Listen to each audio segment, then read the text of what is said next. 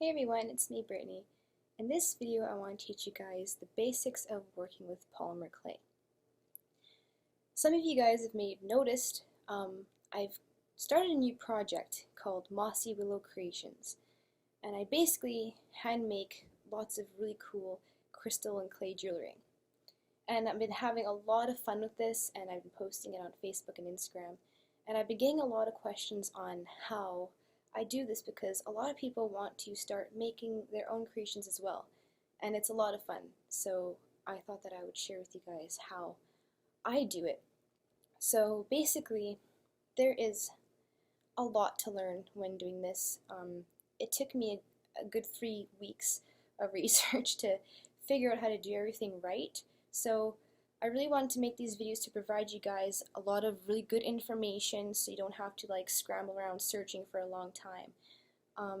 I've tested a lot of things, and that's the way to go with some things. Sometimes you have to test, you know, certain temperatures of baking and stuff like that. It's not made like be perfect right away when you start sculpting and baking with clay.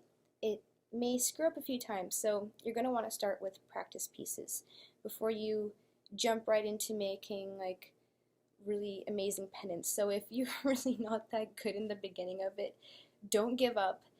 It's totally normal, and it's just what it's like in the beginning because it's not something people are used to doing if you haven't sculpted before. And working with polymer clay, there's a lot of different ways you can do it. You can just stamp, you can sculpt, which is what a lot of people do.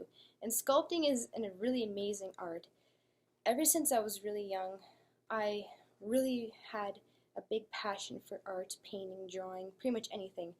But I really thought that sculpting was so fascinating, and I never got into it growing up. But then last year, I learned about polymer clay and crystal polymer clay jewelry and things like that people make, and it just really called to me, and I decided, you know what, I want to do that.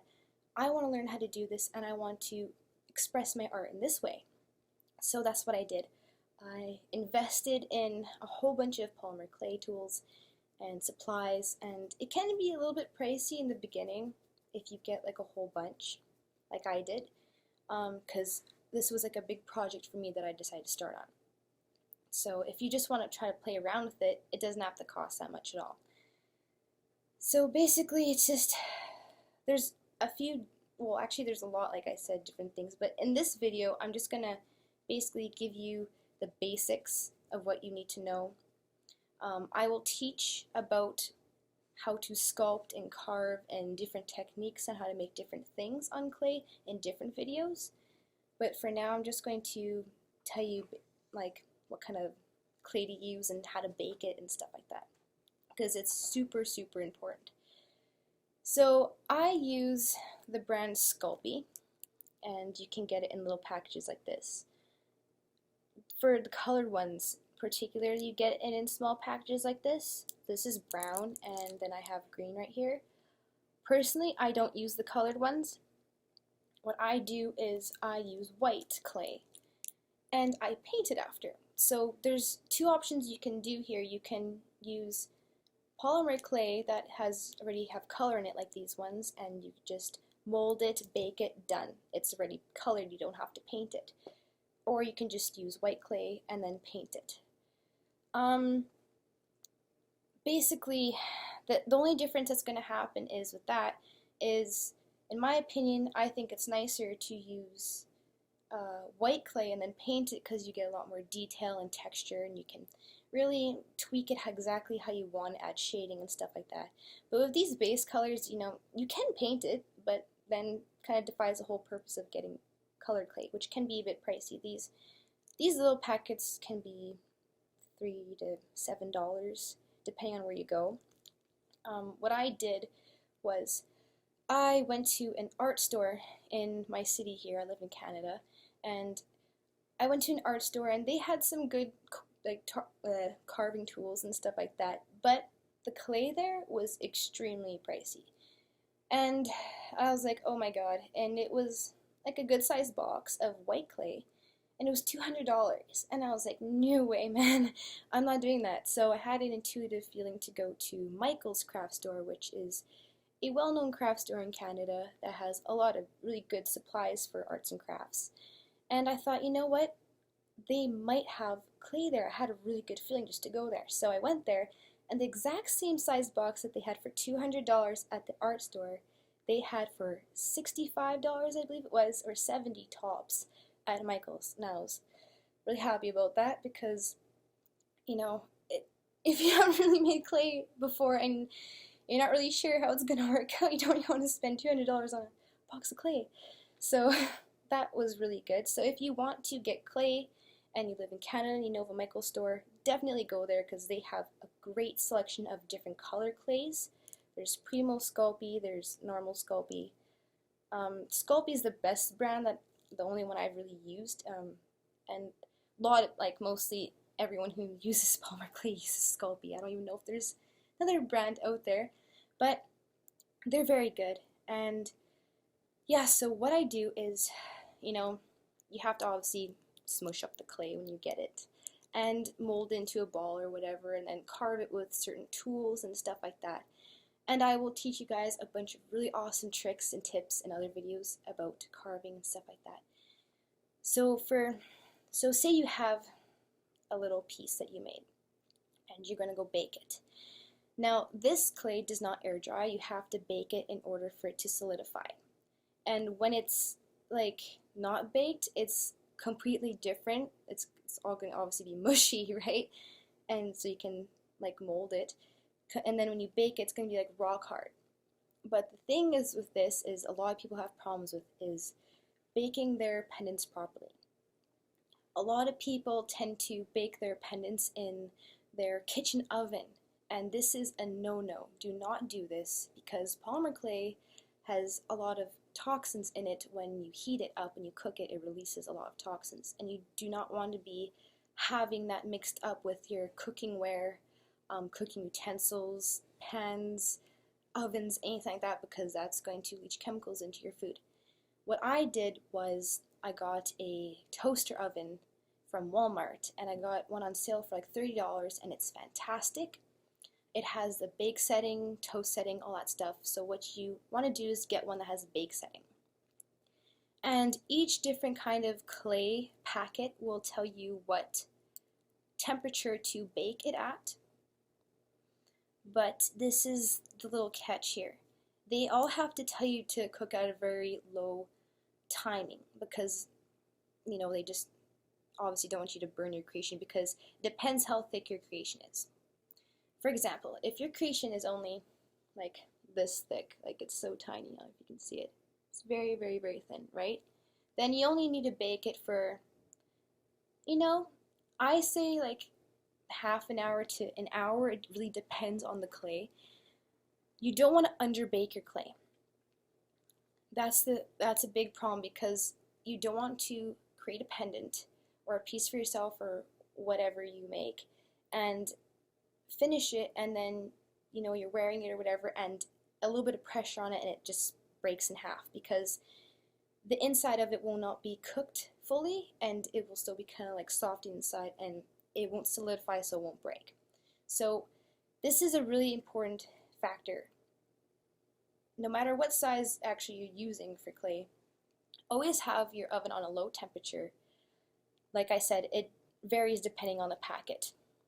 What I do for my clay, because I just use one basic white clay, is I have mine at 275 degrees Fahrenheit or Celsius. I don't remember. Let's see here. I might say on here actually. Yes, 275 degrees Fahrenheit, and that is 130 degrees Celsius. And it says cook 30 minutes per 1/4 of an inch, or 6 millimeters. And that may work for some pendants, but especially for thicker ones, you're going to want to cook it for at least an hour, even a few hours, sometimes several hours, depending on the size and thickness of your creation. Now, with that being said, a lot of people have a problem with burning or scorching when you bake your pendants for a long period of time. So what you do with this is you have your pan basically that you bake your creation on in your toaster oven. And I'll show you guys a video on my toaster oven and everything like that later on so you can get more of an idea. So you have parchment paper, that's what I use, on top of your pan that you go in your toaster oven, and you put your creation on there so that way it doesn't stick or cause any problems to the metal, right? And then what you do is you take tinfoil and you create like a little tent, and you put it on top of your creation so it covers it like a tent, but it doesn't touch like the heating elements inside. So what this does, it prevents any hot spots in the toaster oven from scorching or burning your creation. So it cooks it evenly and distributes it nice, and the airflow is all good. So don't cover it flat, make sure it's tented. And then, yeah, make sure you cook it on low temperature for long periods. High temperature short periods is not good. That will not work. That is what some people do, and it will just break. It will just break. It will not solidify properly and seal properly, so that is what you do. And I put my toaster oven in a spare room that I have here, which is my art room. I have all my art supplies in there and our music stuff and everything. So I put it in there because, you know, it's not good to breathe in, and I have the window open with a fan going on so it can like blow it out of the window and get some air circulation in there. And I don't have any problems. You'd never smell in my house or anything like that, unless you go in the room, obviously, but it's really good to have air circulation when working with this because you want to, you know, eliminate as much toxins as you can. It can be pretty nasty. Don't cook it in your kitchen oven. It's very terrible. I'd never ever recommend doing that. So make sure you invest in a toaster oven before cooking any polymer clay. That is extremely important. And when you get a toaster oven, it's good to get an oven thermometer to put in your toaster oven to make sure that the temperatures are correct, because if it says like 275 on the package and you dial it to 275 on your toaster oven, it may heat up to 320. You know, you don't know. Like, all ovens are a little bit different. So you want to put it in there and kind of test what is 275, for example, to see like what temperature your oven is supposed to be at, because you don't want to scorch or burn your pendant or have it on a high temperature where it just doesn't cook properly. Low temperature, long periods, that is key. So if you cook something like this size, this is one of the things I made. It's an Egyptian scarab, and it's about this thick, about that thick. I cooked this for about 3 hours, good 3 hours, so that way, you know, there's no chance of it breaking or anything like that, unless you like obviously smash it with a hammer, which I don't think anyone's gonna go do. Smaller ones like my pyramid I have here, you know, can be an hour, 30 minutes minimum. You're gonna want to do it longer than that. Ones with crystals in them, oh, that's another thing too. Baking decorative things into your clay, for example, crystals. People make a lot of amazing creations with crystals, with clay, and this is one I made. It's a little wooden mini wand thing with a Lumerian quartz point, and basically you can bake crystals in with your clay creations, but it has to be a real crystal, and you cannot bake plastics, anything like that. Glass and crystals and metal can be baked. For example, I have a brass metal autumn leaf one I made here, and I baked that, and that's totally fine. But make sure that it's not plastic coated, not coated with any kind of colorant thing or anything like that. So that's what you do. And if you want to add decorative gems, for example, that aren't glass or crystal or things like that, like I did with this one, what I did here is I just basically created the pendant, and I fit in the gem in there, and I took it out and I baked it without it in, and then I glued it in afterwards. because it's just sitting on the top of it, you know what I mean? But obviously if you do something like this, you're not going to be able to glue it onto the clay because you have to mold it into the clay quite deep, right? So that's different. So make sure if you are working with crystals and things like that, that they are genuine crystals, that they are real, not fake or anything like that, because you do not want anything catching on fire or burning in your little oven, because that would be extremely dangerous.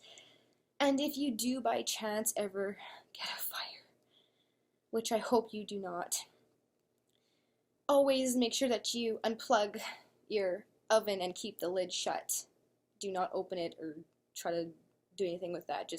And then as long as there's no oxygen going to it, it should extinguish. But obviously, if you have any problems, call the fire department. Oh dear.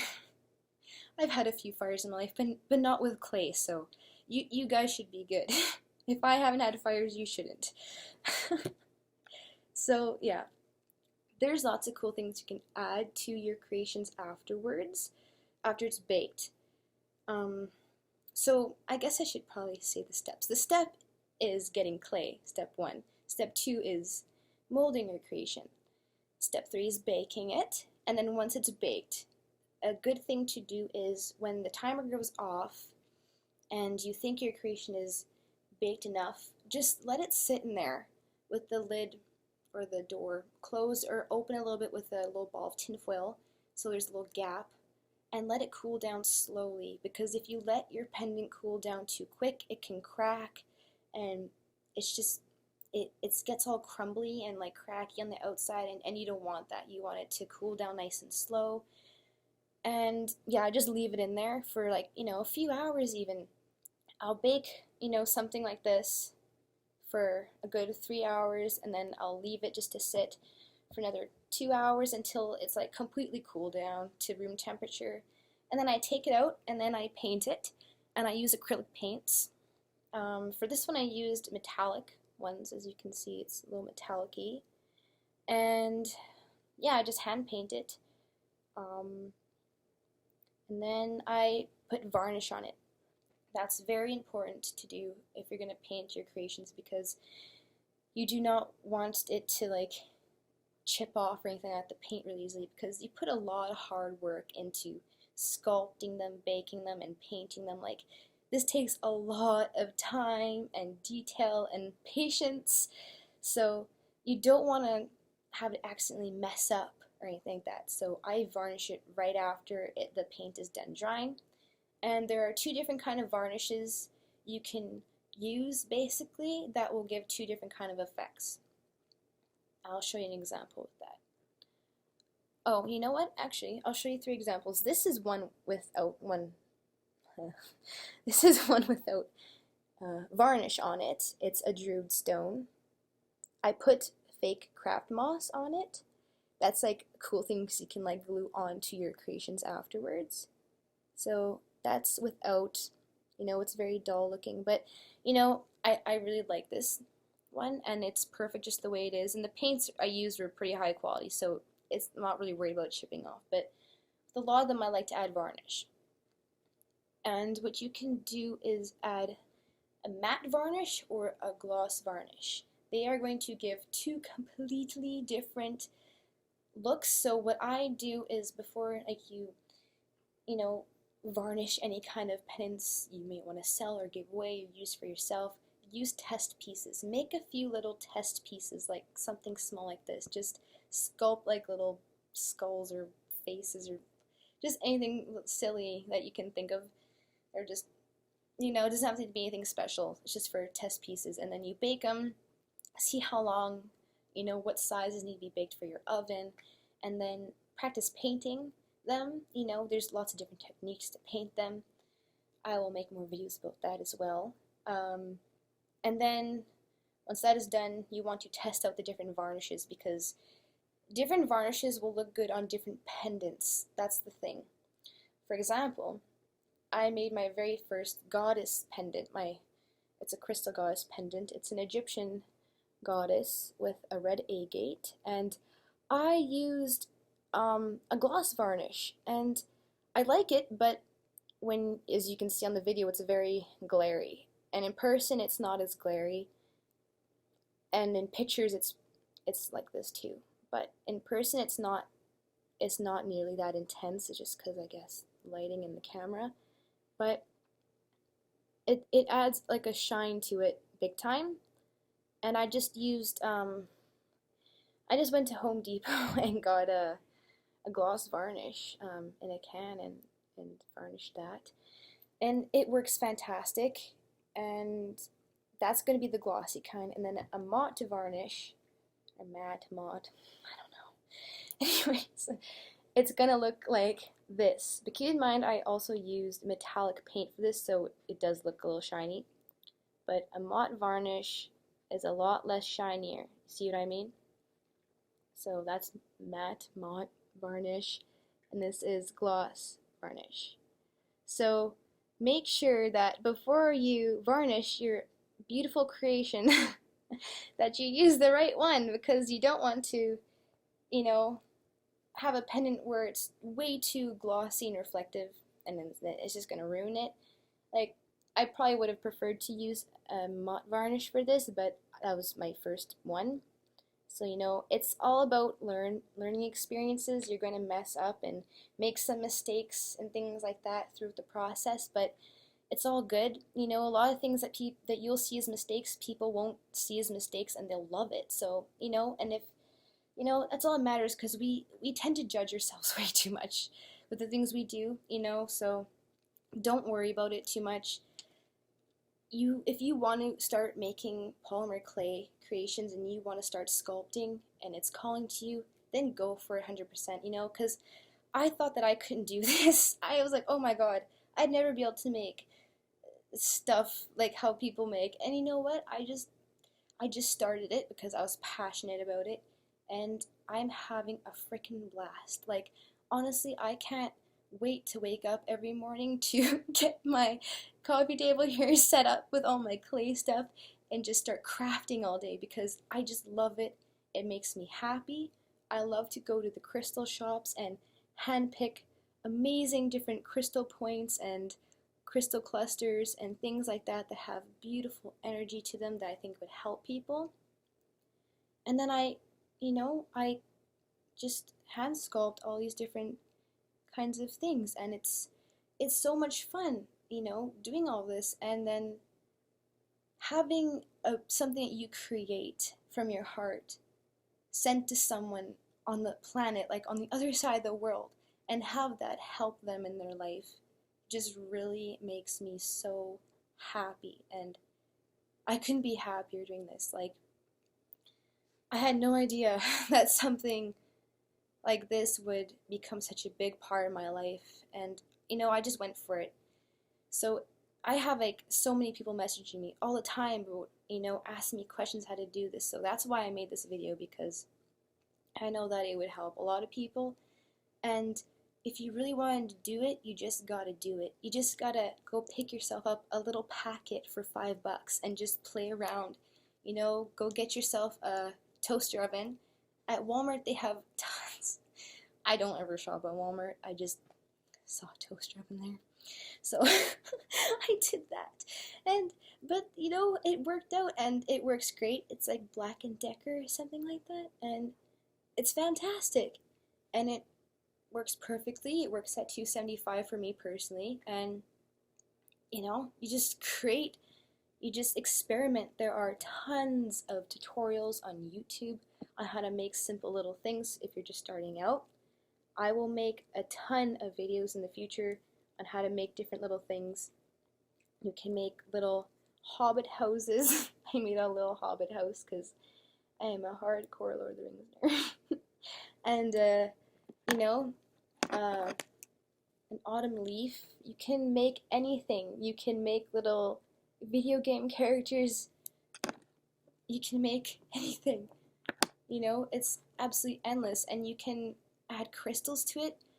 That's an amazing thing, is to add crystals to your creations, because then it's not only is it a pretty little thing, but you add like black kyanite or something, it's a powerful, super duper healing device that could help you, your family, your friends, people around the world, you know, because crystals are becoming a really popular thing and well known to help and assist people through everyday life. They are amazing, especially if you're sensitive to energies around the world and all that jazz. Yeah, if you're sensitive, labradorite is amazing. Grounding stones are great. That's why I really like black kyanite. It's very grounding and transformative and brings a lot of mental clarity, and I'm really going to make a cool piece at that. Like, it's amazing because you can take crystals and according to what the crystal does, you can make a piece that matches that vibration.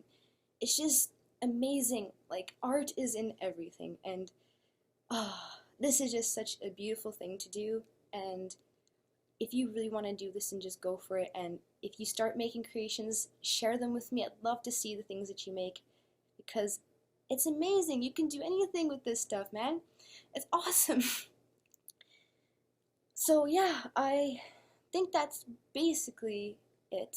You bake it, you paint it, you varnish it, put it on a string, and then you're good to go. You get to wear it. You can make little statues. You can make anything you want. It's really cool. So basically, that's the basics, and I will make a bunch of videos in the future on how to texturize clay, how to create certain details, stuff like that. So if you want to learn more, stay tuned, and I'll have those posted soon. I hope this video has helped you guys, and yeah, I hope you get claying because it is a freaking blast. Alright guys, namaste, and I hope you have a wonderful day. That rhymed. Woo! Bye everyone. Oh.